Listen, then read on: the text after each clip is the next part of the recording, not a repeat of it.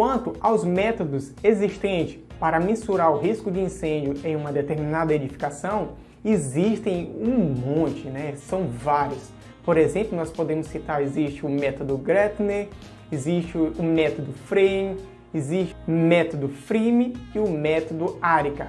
Fora que existem outros, aqui eu só estou mencionando 4 apenas. Esses são os 4 métodos que eu estou citando, só por base aqui para você ter uma ideia, porque existem muitos outros, né? Todos eles possuem várias variáveis que irão influenciar na decisão do risco de incêndio da determinada edificação que está sendo analisada. Porém, quando buscamos normas e instruções técnicas aqui do Brasil para que possam servir de referência para mensurarmos o risco de incêndio das edificações que nós estamos analisando ou projetando, nós observamos que estas normas e instruções não trazem nem de perto a quantidade de variáveis dos métodos que eu acabei de citar para você. Por exemplo, o método Gretner e o método Frame, que nós citamos anteriormente, estes dois são muito similares, porque o método Gretner ele foi oriundo do método Frame.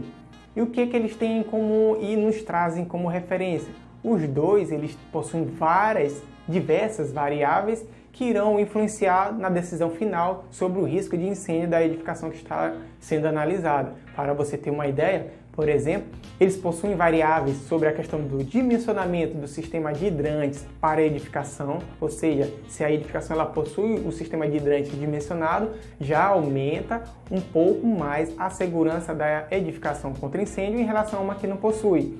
Outro fator, outra variável também que nós podemos citar aqui para que você possa ter uma ideia, é a questão da proximidade de um quartel do Corpo de Bombeiros à edificação que está sendo analisada.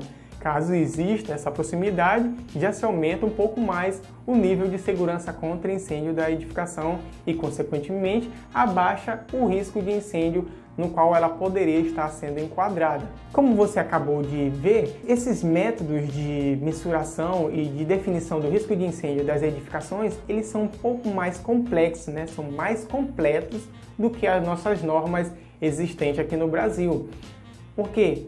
Porque as nossas normas, elas levam em consideração principalmente a carga de incêndio presente na edificação que está sendo analisada. Ou seja, só uma das variáveis que os outros métodos que eu citei já possuem no seu escopo. Ou seja, nós ficamos muito aquém do que deveríamos ser no momento que estamos analisando o risco de incêndio das edificações dos nossos projetos.